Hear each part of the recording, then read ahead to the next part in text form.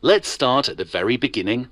Consider an arm-shaped body whose center of mass is located close to its distal end. If an impulsive force is applied perpendicular to its longitudinal axis, along a line that passes through its center of mass, the body moves in a pure translation. Its center of mass moves in a straight path in accordance with Newton's first law. However, if the impulse is applied on the center of percussion, the body moves in a general plane motion.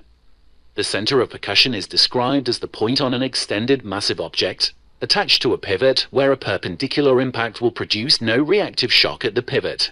In the general plane motion, the center of mass of the body moves in a straight path and the body rotates around the center of mass.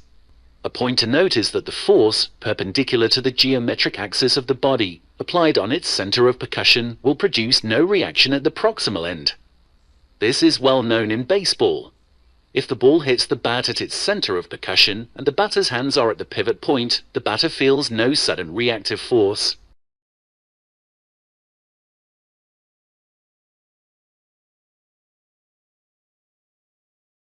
Now consider that the first body is connected to a second body. An inertial conflict is established. To move in a straight path, the first body, when acted upon by an impulsive force, has to cause the motion of the second body.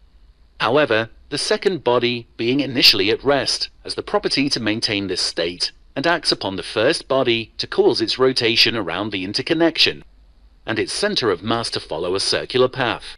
This means that, in each case, one of the inertial tendencies of the two bodies is thwarted. This process is being called, in this channel, inertial confrontation that results in thwarting the inertial tendencies of the two bodies in dynamic interaction. The concept of inertial confrontation, and its result, is directly connected with Newton's third law of motion, taking into account its property. If an impulsive force is applied on the center of percussion, it does not produce a reaction on the pivot or interconnection. When the impulsive force is removed, the system is free of external forces and the interaction between the two bodies is restricted to their conflicting inertial tendencies. As a result of this inertial confrontation, which implies thwarting the inertial tendencies of the interacting bodies, it is observed the rotation of the center of mass of the first body around the pivot and the forward motion of the second body. It should be noted that the motion of the second body is not caused directly by the external impulsive force applied on the center of percussion of the first body, because it produces no effect on the pivot. The first task is to explain the motion of the second body resulting from this conflicting interaction, in accordance with Newton's third law. The established and popular explanation is that the motion of the second body is caused by a centrifugal force, manifested by the first body during its unbalanced rotation around the pivot. There are two problems with this argument. First, the centrifugal force simply does not exist because a body cannot manifest a force upon itself. Second, Newton's third law is violated. Since no exception to the laws of motion has yet been found, a new explanation has to be provided. To do this, it can be noted that, for an observer at a fixed distance from the original position of the pivot, at the start of the process, the path followed by the center of mass of the first body is not circular, but a curve located between the straight path in which it would move if it had inertial unilateral dominance, and a semicircular curve in which it would move if the second body had inertial unilateral dominance. This intermediate curved path, followed by the center of mass of the first body, represents thwarting the inertial property of the two interacting bodies. As a result, both the backward bending of the path of the first body and the forward motion of second body can only be caused by mutually opposite actions. These actions result from the thwarting of the inertial resistances of the bodies to acceleration manifested upon each other as forces. In other words, it is the inertial resistance of the second body to forward acceleration that causes the backward bending of the path of the center of mass of the first body. Reciprocally, it is the inertial resistance of the first body to move in the backward curved path that causes the forward acceleration of the second body. This description allows the understanding of the conformity of the forward displacement of the second body, simultaneous with the unbalanced rotation of the first body with Newton's laws of motion. It is concluded experimentally that action and reaction in Newton's third law have to be simultaneous and not sequential. Now consider a device composed by an arm-shaped body or first body with its ring-shaped proximal end mounted on a vertical shaft, fixed to a wheeled base plate or second body. The vertical shaft is the center of rotation of the first body in a fixed angle that could be of about 90 degrees. When the first body is momentarily at the sides of the angle, impulsive forces are applied on its center of percussion. As seen earlier, in the short time interval in which the impulsive forces are applied on the first body, there is no reactive force on the pivot. Therefore, the external impulsive forces have only the effect of stopping and accelerating the first body. That moves with the property to follow a straight path while rotating around the pivot. The motion of the second body occurs while the first body is rotating around the pivot and is independent of the direct effect of the external applied impulsive force. From what was seen previously, the inertial resistance of the first body to move in a backward curved path is in conflict with the inertial resistance of the second body to move forward, since it can be anticipated for certain that the forward motion of the system has to be in accordance with Newton's third law.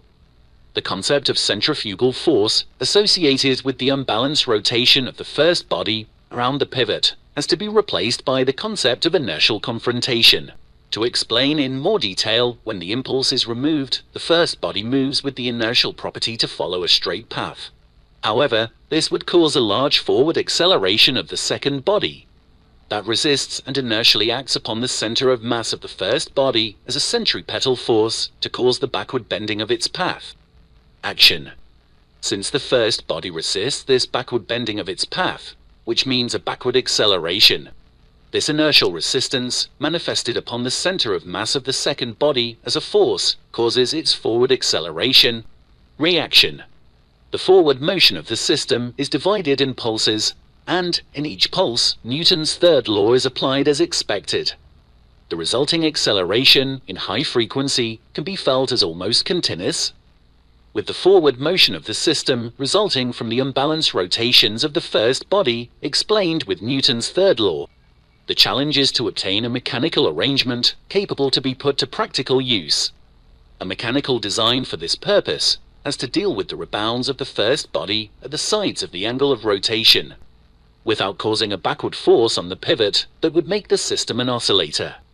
The first step is to employ a second, symmetric counter-rotating body.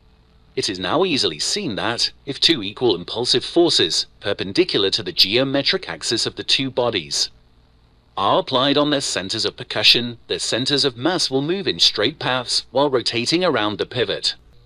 However, when this device is installed on a wheeled base plate, let's call it body C, an inertial confrontation takes place due to the conflicting inertial properties of the bodies. The paths followed by the rotating bodies are backward curved due to the inertial resistance of the wheeled base to acceleration.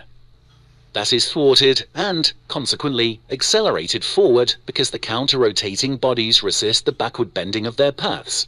As described in other videos, kinetic energy is transferred in the process from the rotating bodies to the wheeled base. However, this simple arrangement raises problems. First, how to apply impulses on the symmetric bodies and, consequently, deal with rebounds to reverse the directions of rotation without applying backward reaction forces on the wheeled base. As stated by Newton's third law, the two applied impulsive forces have their equal and opposite reaction pairs. We are employing here Newton's third law linear to put the two bodies in motion around the pivot. Of course, this is useless for an intended design.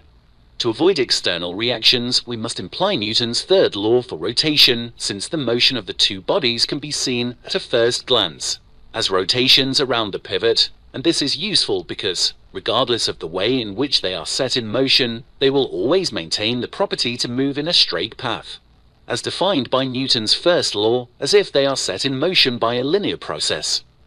This means that we can use angular impulses instead of linear ones. With this possibility in mind, we can consider the two remaining problems towards a desired configuration. Starting with the rebounds, to reverse the direction of rotation, an obvious way is to employ springs to stop and accelerate the bodies. Since the springs cannot be fixed to the wheeled base, the rebounds must occur between the two rotating bodies. Modifying the geometry of the second body, the springs are fixed to side extensions, separated by an angular distance relative to the pivot, taking into account the expected angle of rotation of the centers of mass of the bodies. In this modified configuration, let's call the bodies, respectively, first body A and second body B. Considering that the utmost condition for this arrangement is to avoid backward forces on the pivot, an appropriate geometry of the two bodies and positioning of their centers of mass are mandatory. Finally, it remains the problem of maintaining the opposite rotations of the bodies A and B around the pivot. The chosen option for this task was an arc electric motor, whose primary is fixed to the proximal end of the first body, A, and the secondary fixed on the upper face of the modified semicircle-shaped body, B.